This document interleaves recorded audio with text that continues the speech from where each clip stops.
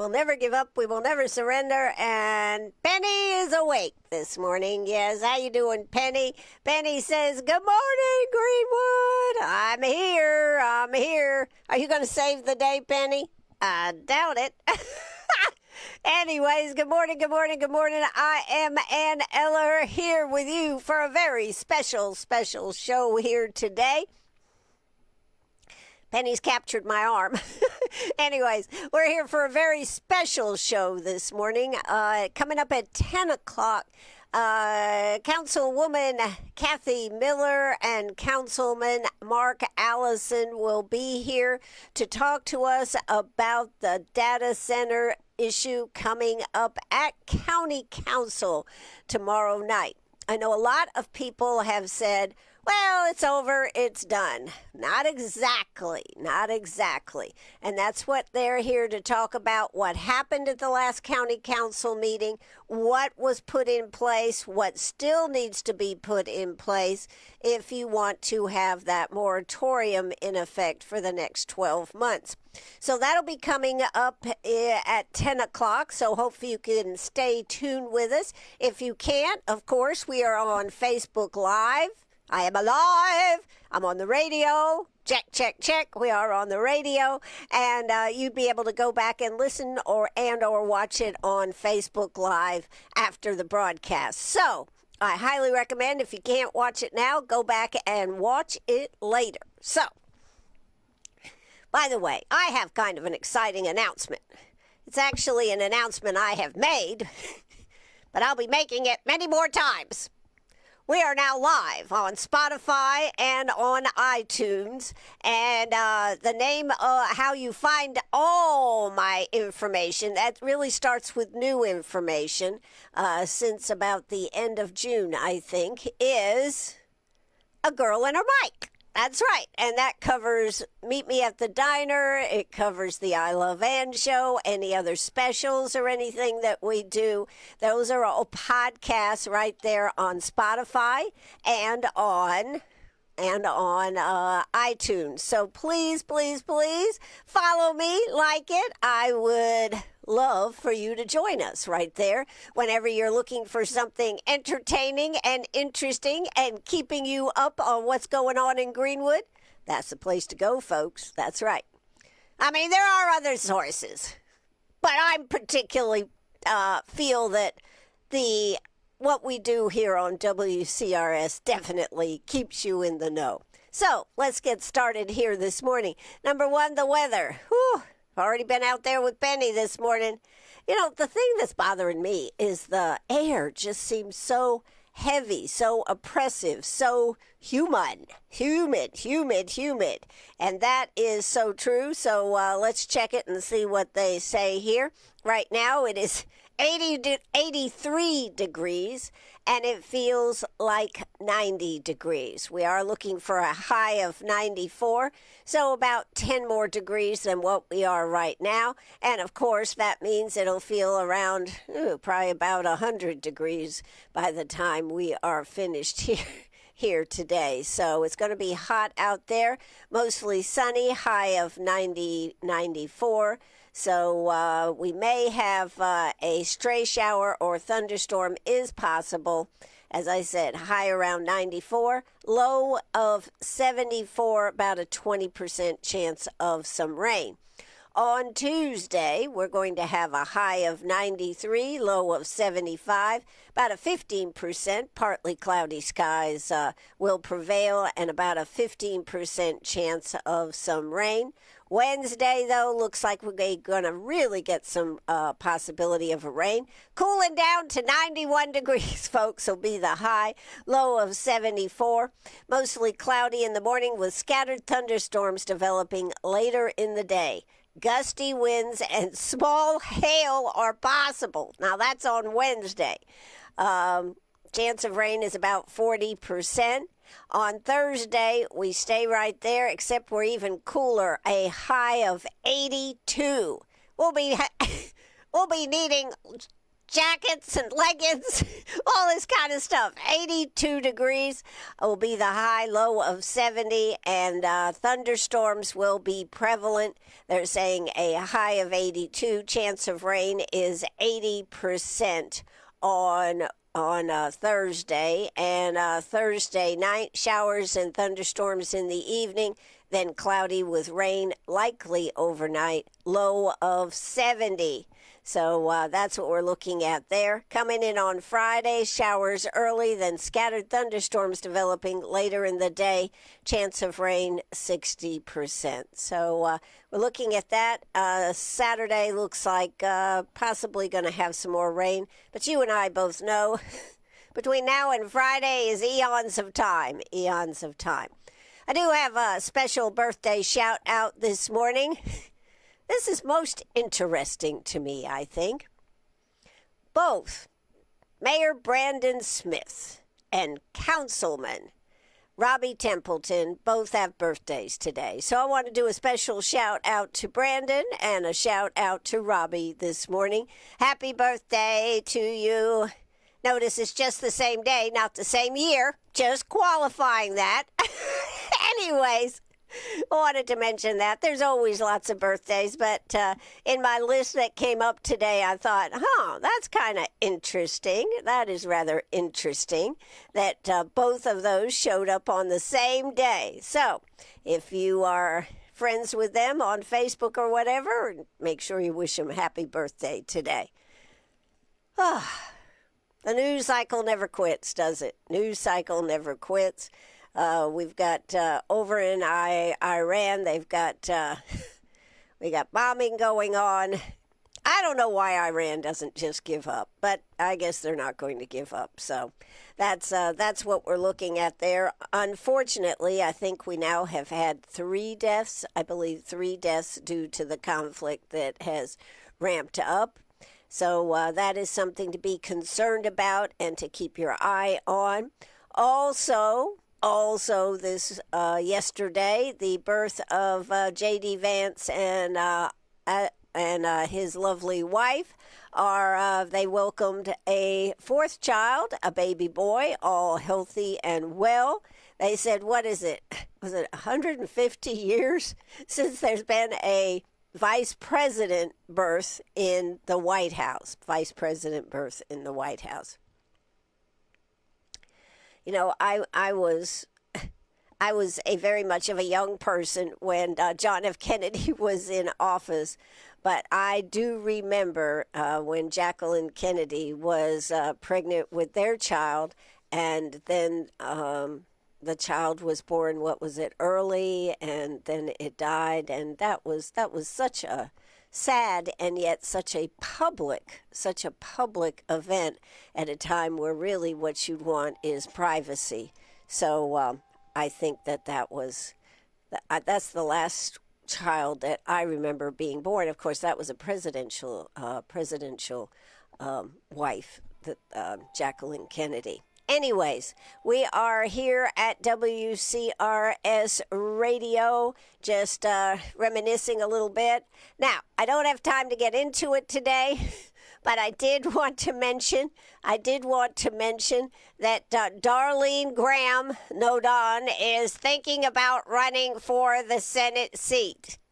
And people are saying that this is from Washington. Do you think?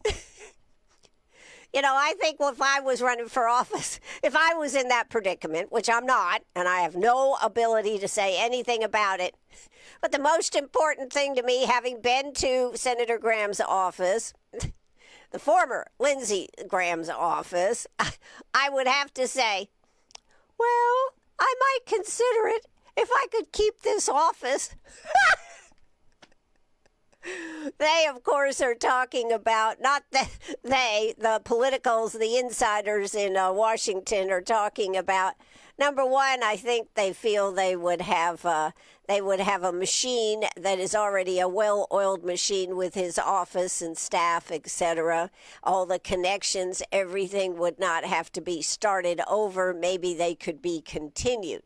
Of course, Darlene is not her brother, so it would be interesting to see how she would do in that position if she had the opportunity. And of course, it is the voters that have the opportunity to make that happen. Nobody else. But first, she has to decide if she would like to put her name in the hat. I think it's also interesting because I know a lot of people were thinking, oh, she could take advantage of the money that Lindsey Graham has in his campaign account, and that is not true. That is not true. I think they said $2,000 could be transferred to her campaign. Of course, how they wangle it beyond that is to be a question. But what do you think about that? 864-332-9355. Should Lindsey Graham's little sister, Darlene, become the next candidate for the great state of South Carolina? I kind of thought we should make that decision. I don't know, but I mean, I'm just kind of thinking. But I think the office, if I was in her position, I'd have to say, it's the office, folks, because that office, that staff, everything in place, nobody could ever have a better chance of having everything just drop in. How much control would she have? How much in charge would she be? That's another question. So there you go. That's just my opinion. That's just my little opinion on that part of it. But we'll see what happens. Tomorrow starts the day that we will see who's officially going to put their name in the hat. They have this week to make that decision. Already, Ralph Norman has put his name in the hat. Already, Mark Lynch, who really felt that he should be the nominee because he was a runner-up. So I found that was interesting. Now, who else is going to put their name in the hat? That's going to be quite amazing. It is interesting that the last day to put your name in the hat to run for Lindsey Graham's Senate seat is the same day, this is macabre now, just for the record, is the last day to put your name in the hat to run here for this office.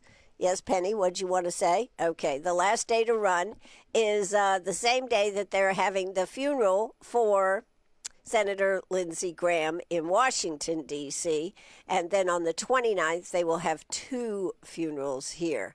So that's kind of odd, I think, to me.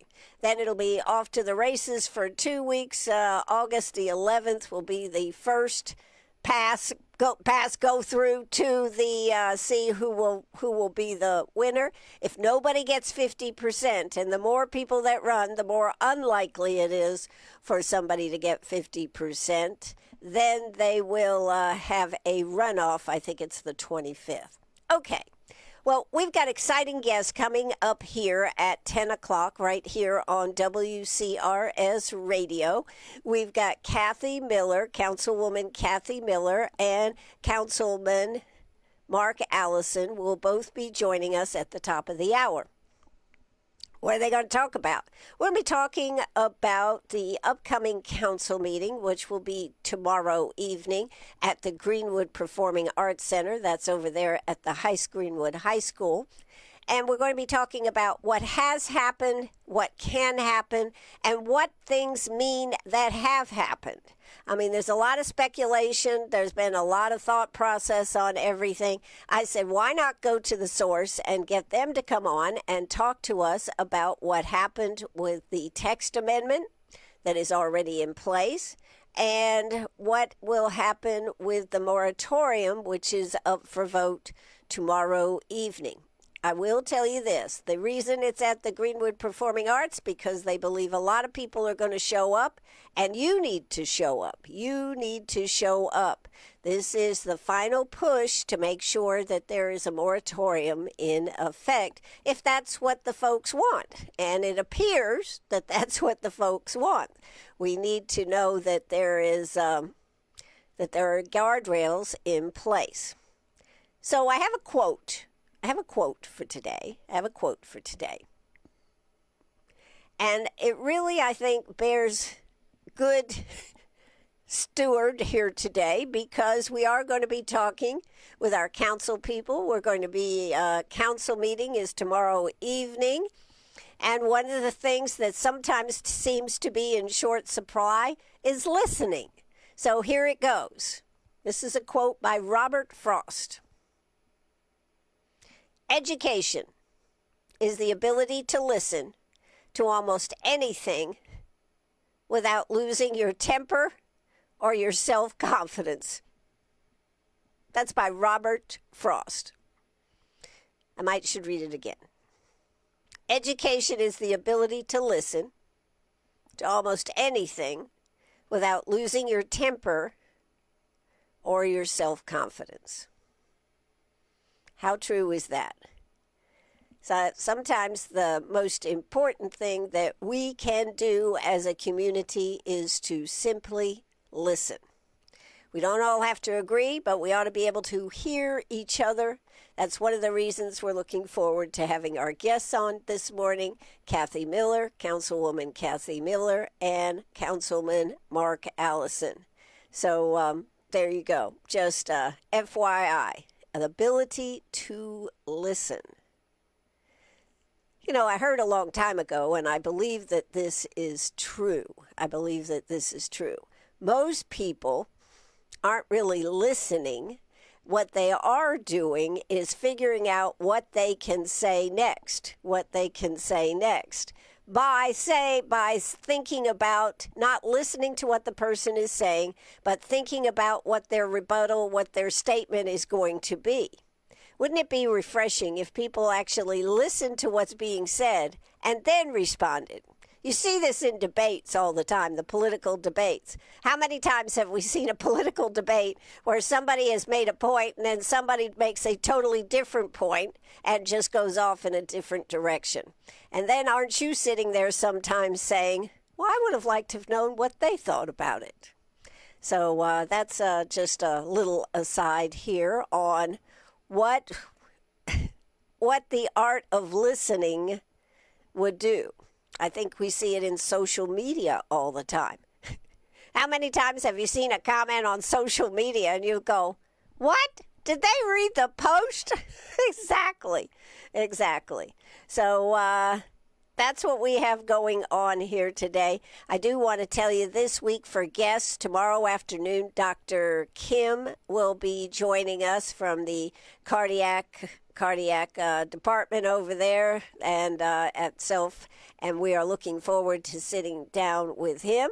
I can tell you this, Dr. Kim was Jeff's doctor, and he was excellent.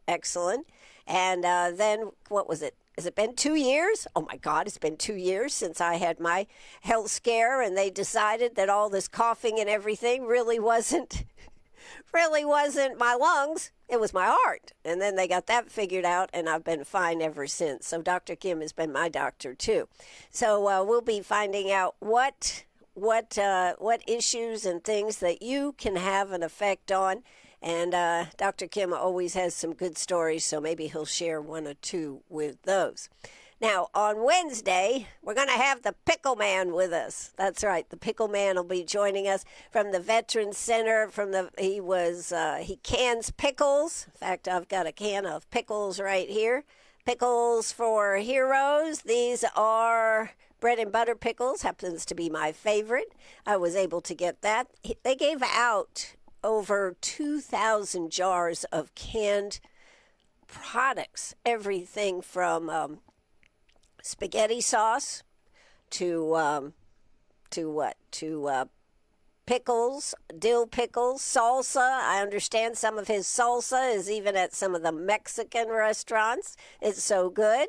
And applesauce and jams and jellies, etc. He does all that kind of stuff, and he does it all for veterans. So this is a huge contribution. I think he brought over 2,200 jars to Veterans Appreciation Day. So we're going to sit down with him on Wednesday and talk about that. And then on Thursday, Representative Daniel Gibson, long overdue for an interview with us, will be joining us to talk about what they accomplished and maybe what they hope to accomplish. So that's a little bit about this week. By the way, last week you heard it right here on WCRS about the Senior Bird Taco place in Uptown Greenwood. Guess what? They opened. I didn't even know they were opening. They opened. And I've gotten rave reviews coming back on how delicious and how friendly and how excited they are to be here in Greenwood. Now, they do have, I believe now, 3 restaurants. They have one in Lexington, one here in Greenwood now, and one in Augusta. I met Evelyn and Rob during the Festival of Discovery and Blues Cruise. They invited me in to check it out. It's beautiful. Where is it? Well, it's where Sundance Gallery used to be, and it really looks fabulous. So I hope you will welcome them to Greenwood and go by and see them. Understand, the only thing I'll say, if you go in the first couple of weeks, that everybody's getting accustomed to everything. But all the reviews that I saw yesterday were, even with a brand new soft opening, wow. They did great. So check it out. I saw where guacamole was being made at the table. How unique is that? All right. Well, that's a little bit of news that I know about. We are going to take a quick break right here. Penny, you got anything to say? We got people in the building. What? We got people in the building. I don't know who these people are. I think I've seen them before. Yes, you have, Penny. You have seen them before. It is Kathy Miller and Mark Allison, and they are raring to go here this morning. So we're going to take a quick commercial break. When we come back, they will be here with us. So don't you go away. Let's go to that commercial break, and we will be right back.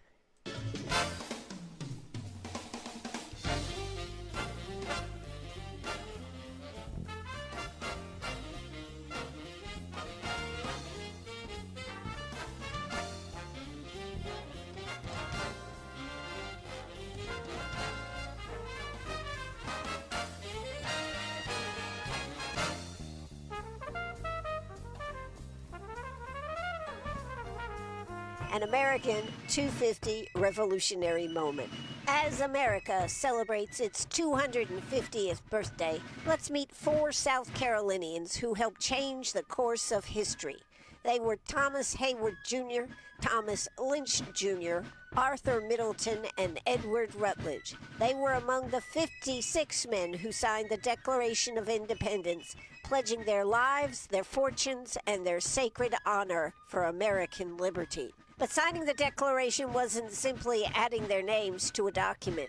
It was an act of treason against the British Crown, a decision that could cost them everything. Yet, they stood with their fellow delegates and boldly declared that the American colonies were, and of right ought to be, free and independent states. The story begins on June 7, 1776, when Virginia delegate Richard Henry Lee introduced what became known as the Lee Resolution before the Second Continental Congress. It called for the colonies to break their allegiance to Great Britain and declare themselves independent. South Carolina was well represented. Heyward, Middleton, and Rutledge were already serving in Congress. They were joined by Thomas Lynch Jr., who traveled to Philadelphia after his father, Thomas Lynch Sr., suffered a stroke. Over the next several weeks, Thomas Jefferson drafted what would become the Declaration of Independence. Congress debated every word before approving the final text on July 4, 1776. Nearly a month later, on August 2nd, the delegates gathered in Philadelphia to sign the historic document. The sacrifices of South Carolina signers did not end there. Thomas Lynch Jr. and his wife were lost at sea. During the British siege of Charleston in 1780, Heyward, Middleton, and Rutledge were captured and imprisoned in St. Augustine, Florida. They remained prisoners until they were exchanged in July of 1781. After the war, they returned home to help rebuild both South Carolina and the young nation they had risked everything to create. Rutledge later became governor of South Carolina. Their signatures on the Declaration were more than ink on parchment. They were promises of courage, sacrifice, and an unwavering belief that freedom was worth the cost. And 250 years later, the legacy of South Carolina's four signers continues to remind us that the birth of our nation was shaped by ordinary men who made extraordinary choices. This is WCRS Radio, sharing the voice of 1776, brought to you by WCRS Radio and the Issaquena Chapter, Daughters of the American Revolution. Hey friends, this is Debbie Turner with Greenwood County Residents for Responsible Growth. The 12-month moratorium on data centers in Greenwood faces its final vote this Tuesday. This decision affects every family, and we need you to be there. The final vote is on Tuesday, July 21st at 5:30 at the Greenwood High School Performing Arts Center. Join our Facebook group at Greenwood County, South Carolina Residents for Responsible Growth. We are stronger together. See you there.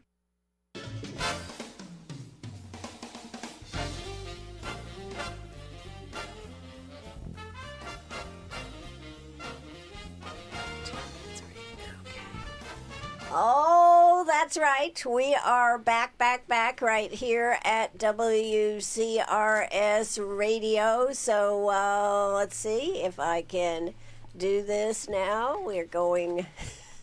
We want to be out of that. Okay, so now we are back. Let me get myself on camera here first. That's the only thing. Not that you probably really care, but hey, I'm on camera. Penny's on camera a little bit here this morning. And we now have our special guests with us. That's right. We have Mark Allison, Kathy Miller. How y'all doing this morning?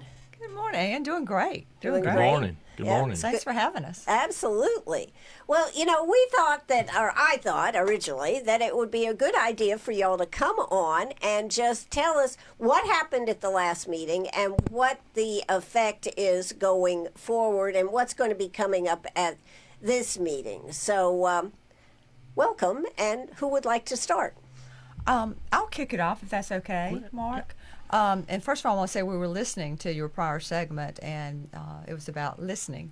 Yeah. So I think that is one of the things that Mark and I and some of the council members have done is to listen to the community. And so today we are happy that you're giving us the opportunity to maybe explain some things that happened, because it's a process, and I have been learning as I go, as I stated somewhere along the way, and have all my documents in front of me for guidance. So just kind of, if we could back up just a moment to Sure. give people an understanding of the process and some of the verbiage that we're using and why we did not go down those certain paths. So we, of course, this thing has come before us, and we agree it has the appearance of being really kind of fast-tracked. You're talking about the data centers, the whole process. Right, the text amendment and whatnot. And so then we were chatting and, just saying, what can we do to help slow the process down? And that's when we discovered, by looking at some documents, and the county has its own code, and then we stumbled upon this code, this Title II of the county code, which basically says that any member of council may issue an ordinance. So I was like, yes, we found this, and I was not aware of that. So we knew that it says an ordinance may be introduced by any member of the county council. And then there's a process. You submit them to the clerk. She assigns a number, and she gets it on the agenda. But it also says, and I want people to understand too, the county attorney, gets to review it for legality, and the county manager shall review it for purposes of form and draftsmanship and proper title. So some administrative type work. So we, thanks to Representative McCravey, we did go, and he had given us a sample of one, and we adjusted it somewhat for us in the rush we were in to get that on the agenda, and we met the deadline for that to happen. So we knew it was in first reading or title only, so we had some chances to maybe wordsmith it a little bit better before the first reading. I'm so sorry, the second reading, the public hearing. So that's kind of how that came about. So then when we found out that we basically had the third and final reading of the text amendment and the moratorium, the second reading on that on the same night, it's like, okay, what do we do? What goes first? Is it the horse Sure. before the cart, kind of thing? But we knew that if we could get that moratorium, it had already been introduced as title only. And then if it passes, of course, great, it's one more reading. But either way, there's something legally called the pending ordinance doctrine that we had then learned. We've learned a lot, or I know I have, in this process of the pending ordinance doctrine. And I've got some law here on here, and it talks about it's legally pending when the governing body has resolved to consider a particular scheme of rezoning and has advertised it to the public its intention to hold public hearings on the rezoning. So it's in place, even with the the first reading and then the second hearing. You're talking about So, the moratorium. The moratorium, right. Right. So it's considered a pending ordinance. So Sure. any pending ordinance, somebody can't rush in now and go, so I want a permit before y'all. No, Well, I it's think pending. a lot of people had thought that was possible. Right. So Right. this was kind of the thing that we really needed to say, no, this is now in motion, so it stops anything. And I think there was some clarity also given by Mr. Russian maybe at a meeting and some other folks when they were asked, are there any, active applications? Sure. And it was like, no, there are no active applications. So at this point, we feel very comfortable. And I think, though, the big win for us was that the motion to deny the proposed text amendment and then to piggyback onto that motion and to then simply exclude data centers from the I-1, I-2, and RDD. That really gave it a permanent seal of, boom, there's nothing that can go on anywhere in either one of those three. Now, are there any other districts where a data center could go? Any other zoning? Or are those the only places that a data center could actually go?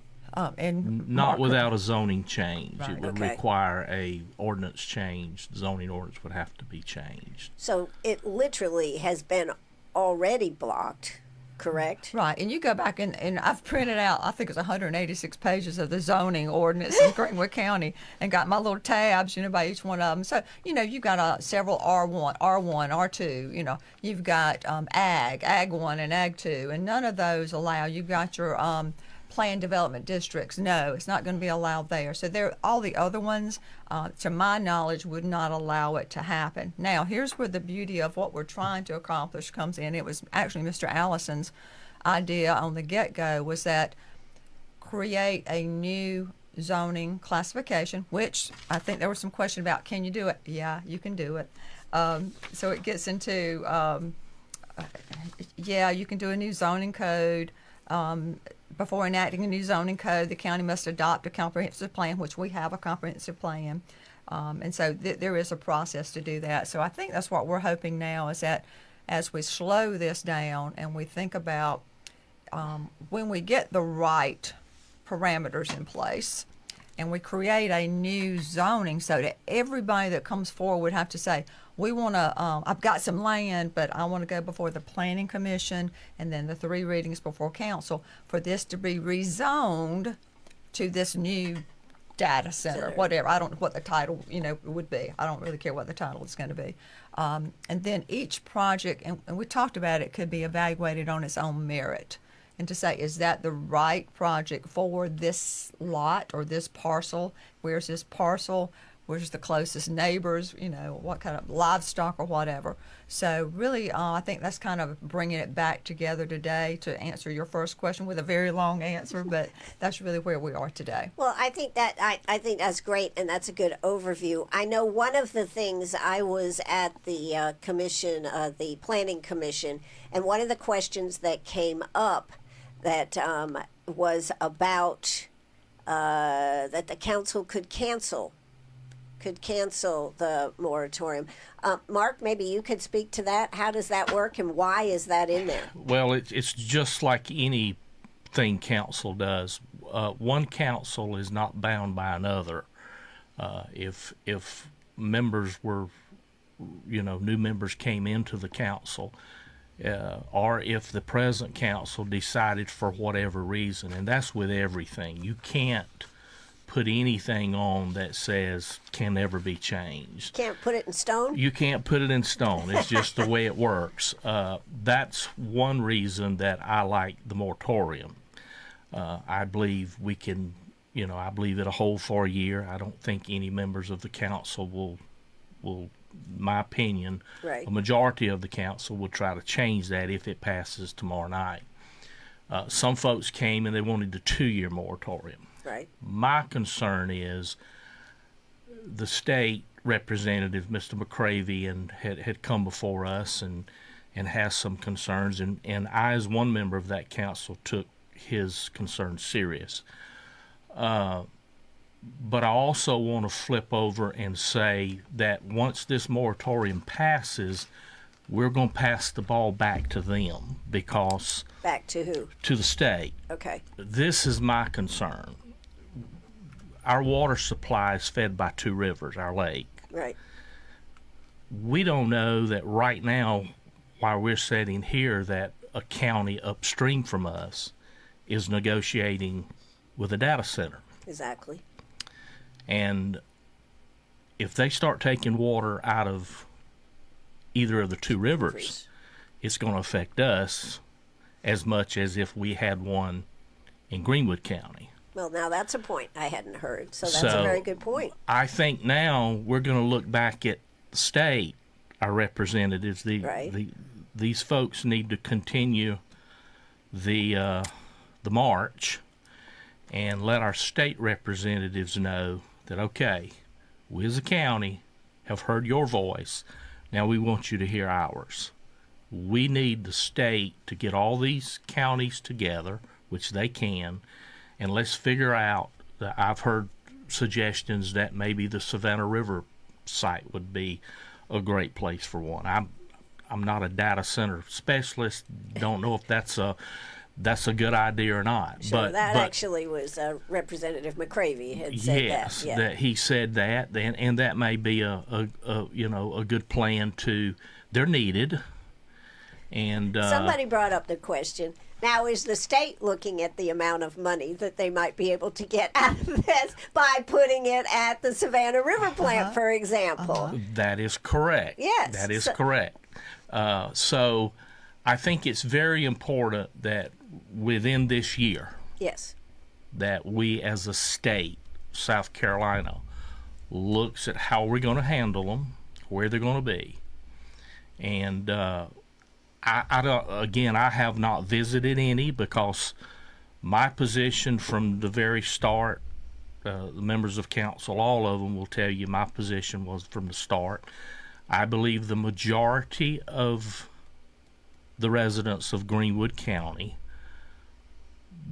do not think we are prepared and that we've done our due diligence to negotiate with a data center contractor at this time. Now, they are members of council who, one told me, said, I do not believe that that's the opinion of the majority of the people of Greenwood County. And I'm like, okay, that's your prerogative to believe that. Have they had a change of heart since we've had all these meetings? I just wonder. Right. I think, and I am in a position, I've been here for a while. I'm the second most senior member of council now. I've been here, I think, 16 years, so I've been here a while now. And I know the key players in Greenwood. I know the people in Greenwood that I can trust their information. Sure. I don't have to talk to everybody in Greenwood. Sure. I've got a handful of people that's got their finger on the pulse of Greenwood. That's just the truth. Who's talking to everybody else. Yes. Right, yes, exactly. Yes, exactly. They're talking to everybody else. And I am of the opinion that there's a large majority of the residents of Greenwood County that says we want a moratorium. And my position is that's who I represent. Right. And I have seen the public get things wrong all the time. So have you. I mean, Yes. in elections and everything else. But that's the beauty of our country. They have a right to get it wrong. Yeah.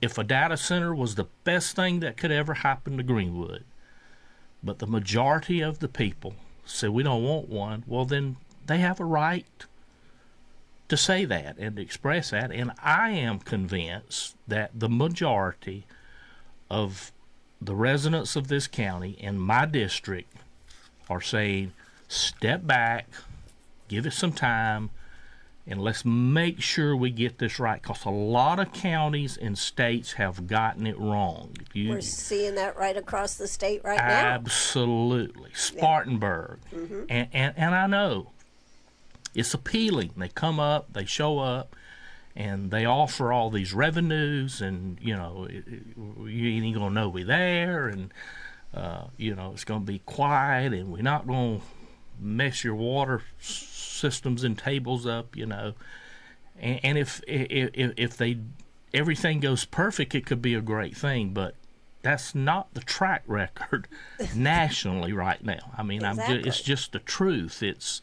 And what you're seeing in Spartanburg is, I think Spartanburg County, what they done is they jumped. They saw the revenues, great opportunity, and they jumped. And I think they're already having issues and haven't even got it built yet. Yeah. And their problems. So once you open that floodgate, it's open. So we're just taking a step back, the moratorium, and it don't end here. It don't end tomorrow night. If this passes tomorrow night, the moratorium, it's just starting. Starting meaning? Meaning we've got to decide where we go from here. Correct.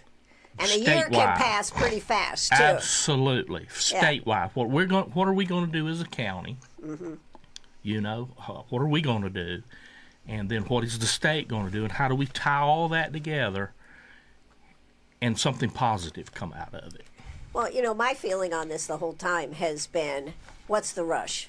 If there was a data center that was looking at coming here, there'll be another one, and I will say that one of the things that bothered me in the conversation was this fact that it would influence other businesses trying to come here if we put the moratorium in effect on data centers.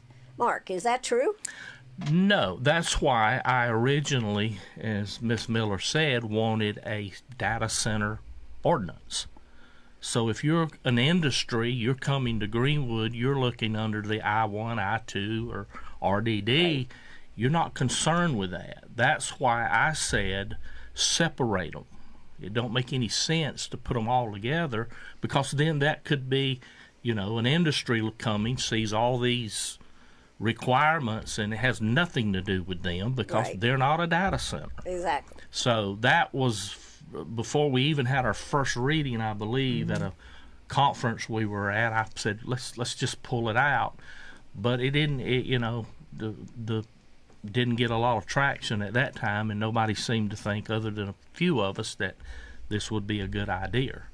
And I agree with that, the position of the county that, it would impact all economic development projects. No, I think it'll impact data center projects potentially. If you're not an open market for, our doors are open, come on in. But I don't believe that the folks that, we're all, and this is public when you go in and you say, well, what do we enter into executive session for? And there's always a list of, well, we've got to discuss 3 economic development projects or what. So, if you go back and look at that, I would say no. I don't think people are pulling back and say, oh, we're scared of this. If y'all shut them down, we're not coming either. I would think that certainly somebody wants to come in and they know we're a great community. Absolutely. And we're focused on a community that's going to maybe need 200, 350, 400 jobs. Right. That's going to be something we're seriously going to, incentivize, I hope, as a county council. Well, and so now so we've got the moratorium is going to be on the agenda tomorrow mm-hmm. evening. That will be a third and final vote. If you get at least 4 votes, it will become it will become an ordinance in our community, right? Right, effective that day of the signing. Yes, that's right. Yes. So you will have two ways to control this. One with the moratorium, and then the other with the, what should we call it, the updated text amendment? Yes.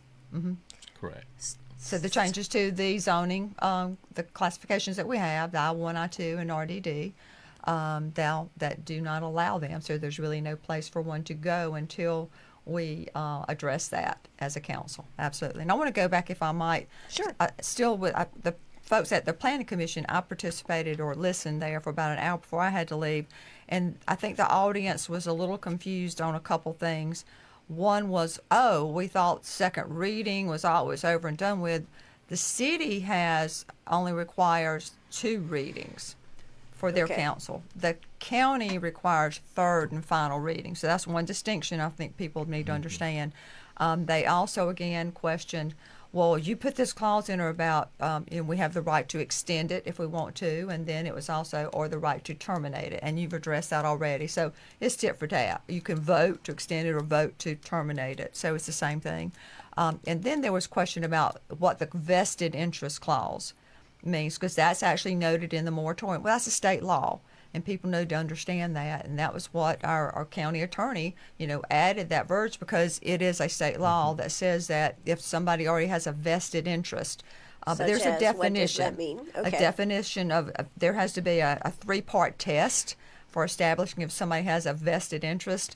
And this is where I pulled, just to give you a high-level summary, made a substantial change to the position in relation to the land, made a substantial expenditures, incurred substantial obligations. So, and again, we don't even have somebody that has an application. So I don't feel like there's anybody that has a vested interest in a project that's already ongoing that it would not apply to. I just want everybody to kind of understand that. And that's why that verbiage is okay in that ordinance. Yes. Okay. All right. So how do you, I know you're anticipating a large group showing up tomorrow night for this because it's been moved to the Greenwood Performing Arts Center right there. So you think it's going to be another long night, Kathy? I'm hoping this show is going to maybe alleviate some fears that some of the folks have. We have listened. We've heard you loud and clear. I personally wouldn't expect a change in the vote. I still believe it's going to be a 4-3 for it to be approved at third reading. I would be surprised if it's not. Wouldn't it be interesting if it was a 5-2? It would, to have somebody else swing over. So I'm hoping, if you're listening, that we don't need 90 minutes of we'd love people to come up and speak, but we've heard you. And but you would like their support to absolutely be there. Come be there, and if this thing gets voted, we would love to celebrate with you. And I laugh when I looked at the article, and I keep everything from the index when these things come out. And one of the things that it was the Friday, July 10th, and you can see when the hands were up to vote. The intensity of the hand raising here. So Mark and I are like, yes. And I think I probably had a big smile on my face when it passed as well. No, the look I saw was, whoa, it passed. Probably sheer relief. So it's been a hard thing, hasn't it, for a council, and to be able to stand up like this has been difficult, hasn't it? For me, as I would say, the junior person on there versus the senior person on council. And Mark, you alluded to over all your years. I have never, I would say if all the calls that I've gotten concerning issues in Greenwood in 16 years, if I put them all together, I don't know they would be as many as I have gotten concerning this. And again, I think the public has spoke. I said from the meeting, they spoke loud and clear, and I have heard them that they have concerns, and so do I. I share their concerns. Absolutely. And I welcome them to be there tomorrow night. I'm glad they're there. And the truth of the matter is, it probably would have went a different way if the public had not gotten involved. I've had people call me and thank me for my position and all. But really what really made it happen for 4 members to vote is the public outcry. And let me say why we're here. I think all of our members of council, it's been a tough task for us because we've pretty strongly disagreed on this. But they're all good people, okay? I believe some members of council really believe that it would be a great opportunity for Greenwood County. Well, speak to the economic part, because that's been bantered around a lot as far as the amount of dollars that would be coming in. What is your opinion, Mark? Well, I've heard different numbers of what it would be, and all that comes down to the size of the investment. Sure. To give you an example, just to give you some numbers, the numbers that I've heard is that, give you an example, when we thought Tagine was coming and they were going to grow into maybe over 1,000 employees, they were saying their investment could go up to be $1 billion. And, we were all excited about that because of that large investment and the tax revenues that would bring into the county.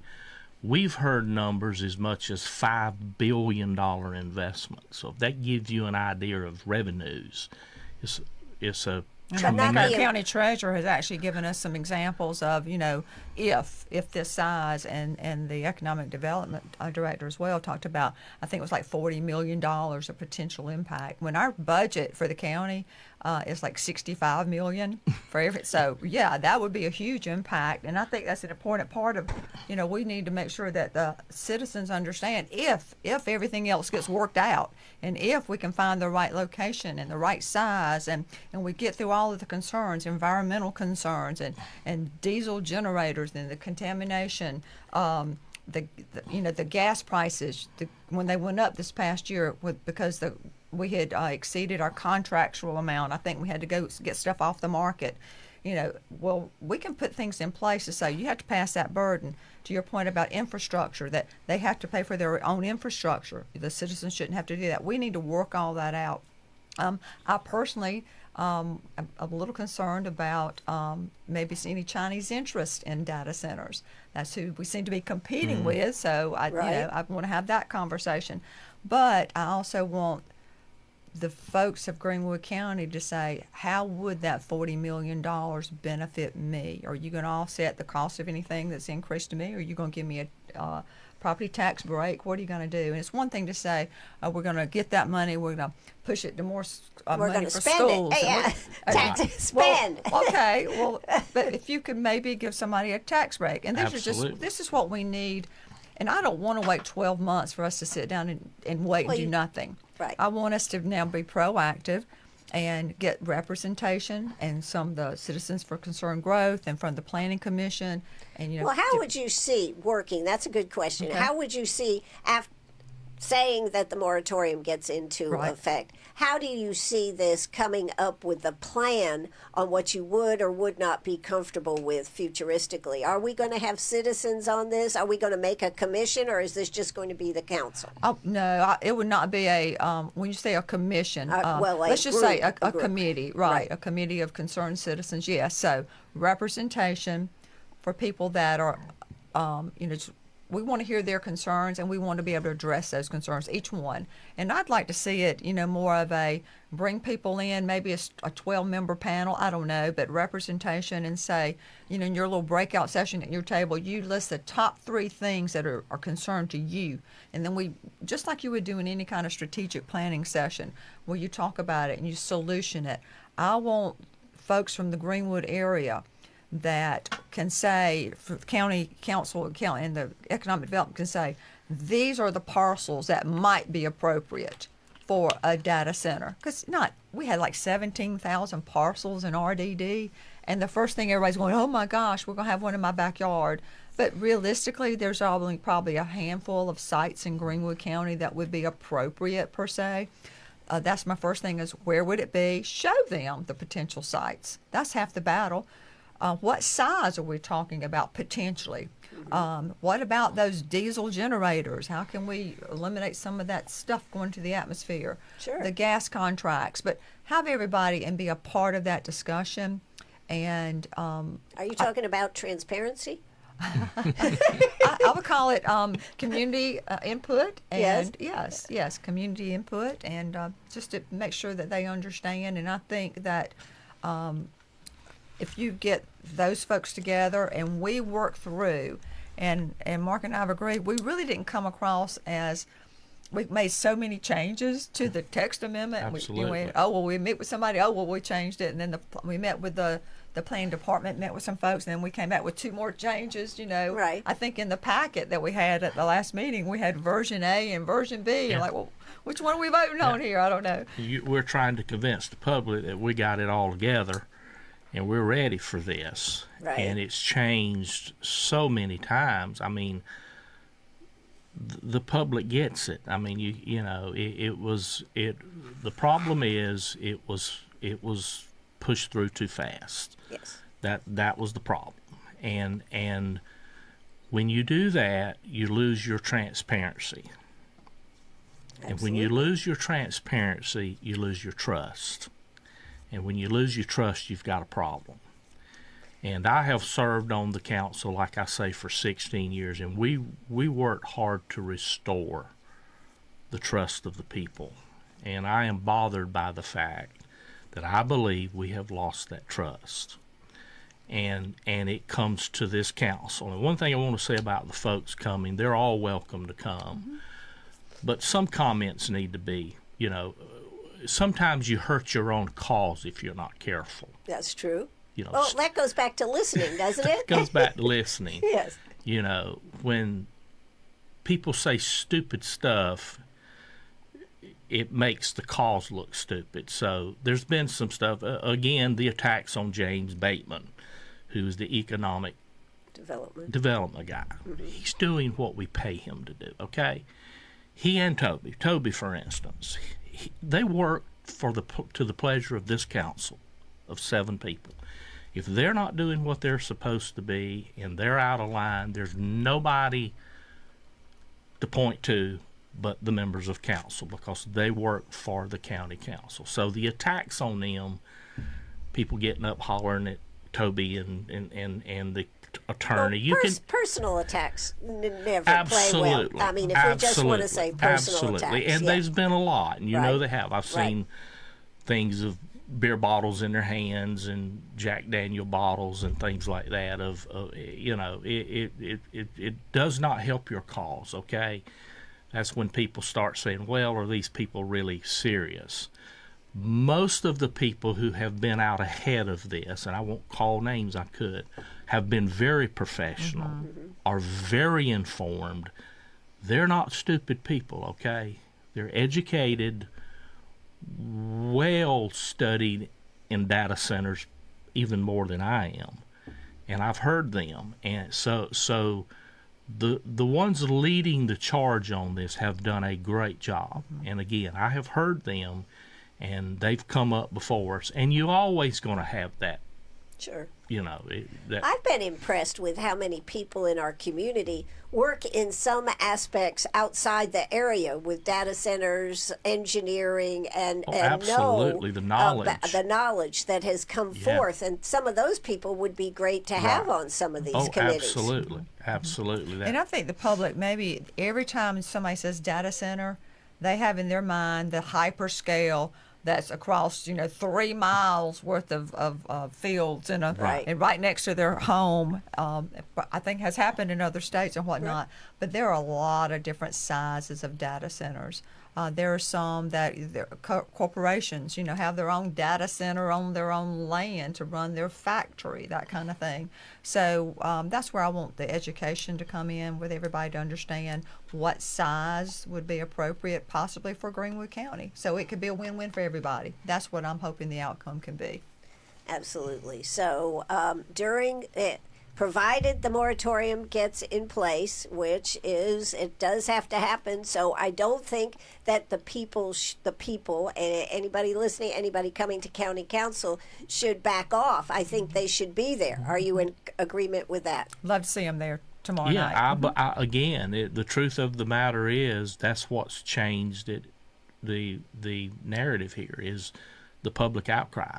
I really believe it would have went different if 50, 75 people would have shown up and the effort would have not been put in. That's what the truth is. That's what has made this happen. We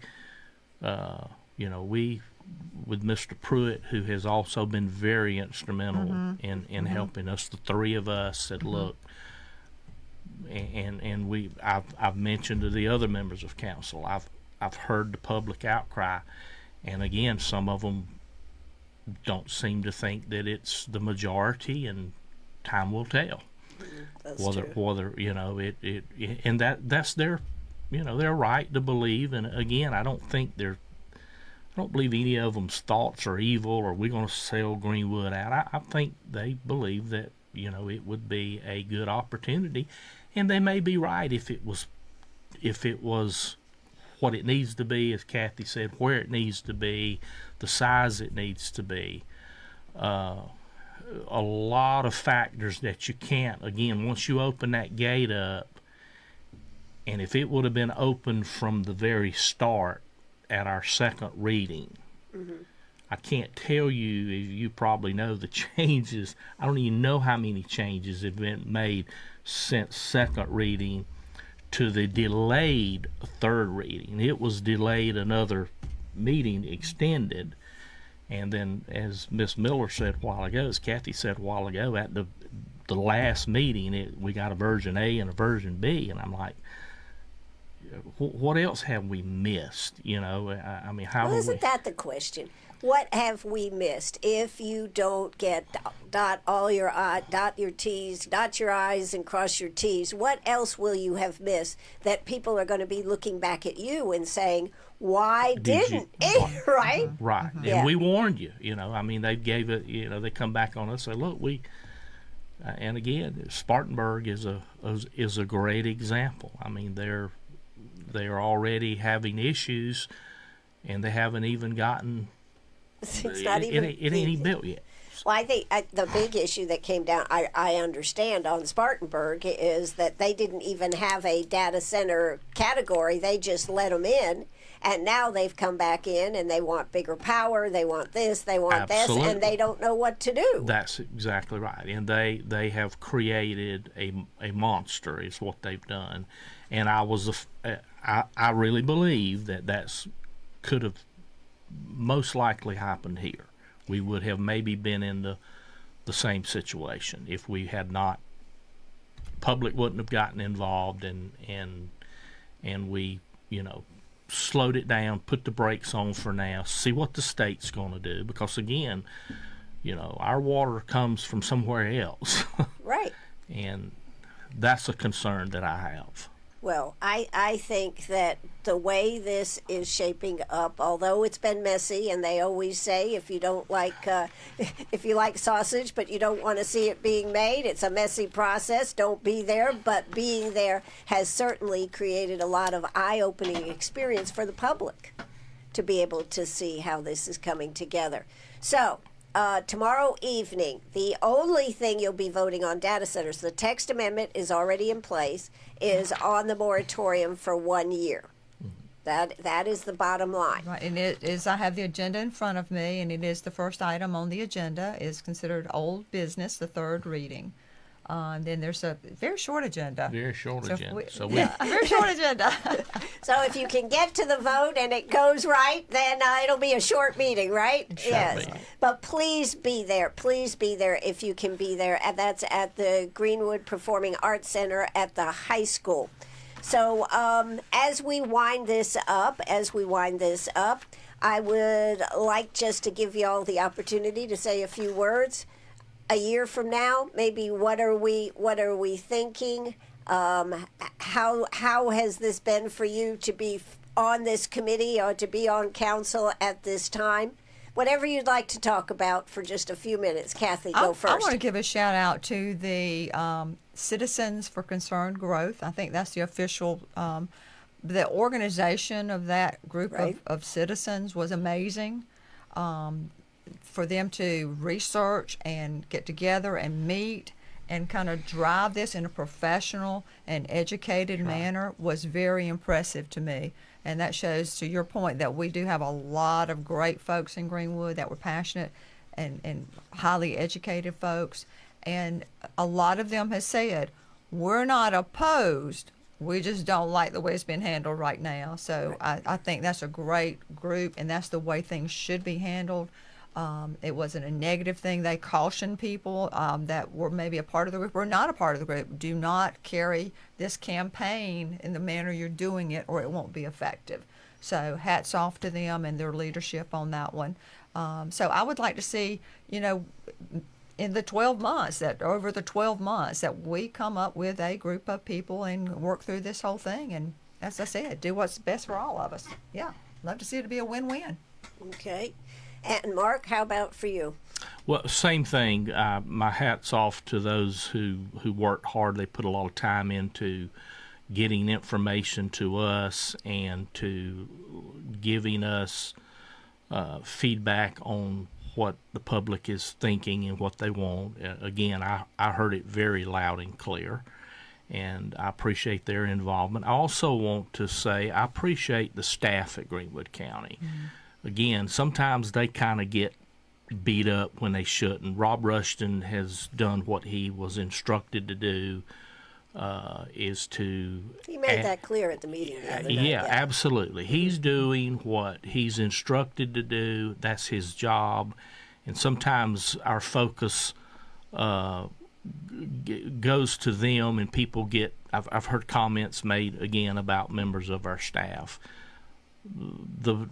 I think Reagan said one time, the buck stops here, and it's county council. It's our decision, and whatever staff does or don't do is under the direction of the county council. So we take responsibility for it. Again, I think it's the right thing to do. I look forward for us involving. I would like to see us, I'm not the one to make this decision, but I would like to see us bring some of these folks in who, like you say, seem to have a lot of experience in this into our meetings. We need the state again involved. We need some representatives from the state. We need the state to finish what they start. There you go. That's what we need here, folks. Right, exactly. And we have heard their voice. Right.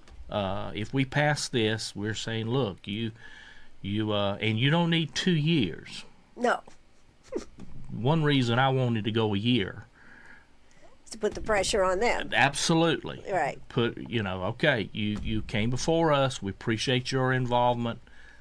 Now here's back to you. You tell us what we need to do, and get their involvement in it. And again, I don't know that the right location, the right size, and I totally agree with Kathy on the tax breaks. If there's some benefits from it, revenue, instead of already figuring out how we're going to spend it, why don't we reward the people who live here and give them a tax break, or a portion of it go back to reduce property tax or something. There's a whole lot of things we can do, and it takes a little time to figure all that out. And it takes information.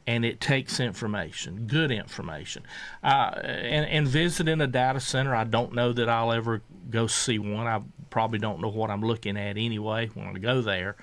But I'm in the position, I wouldn't only want to go see one that they say is quiet and good. I want to go see a bad one. Yeah. I want to see the one that everybody's complaining about in the community, to see what we don't want. What we don't want. Yeah, right, let's go see what we don't want. You say this is what we want. Well, we got a bunch of them that they don't want. Let's go look at a few of them. So again, it takes time to do that research, and you're exactly right. A year will be here before you know it. Mm-hmm. That's right. Well, I certainly appreciate y'all coming in. I appreciate for you standing up and looking at this thing critically and hearing the folks, your constituents right here in Greenwood. So Let's everybody show up at the meeting tomorrow night, Tuesday, 5:30. Be there and show the support of what you want to happen right here in Greenwood. So, Kathy Miller, Mark Allison, thank you so much for coming in today. That, my friends, is going to do it. I hope you found this helpful here today. I also hope that you will share this out there, get this information out there. I think there's a lot of good information in this morning's show. So thanks for listening. That's going to do it. Penny goes, drop the curtain. Okay, we're dropping the curtain, Penny, and we will cue up the music. Bye-bye, everybody.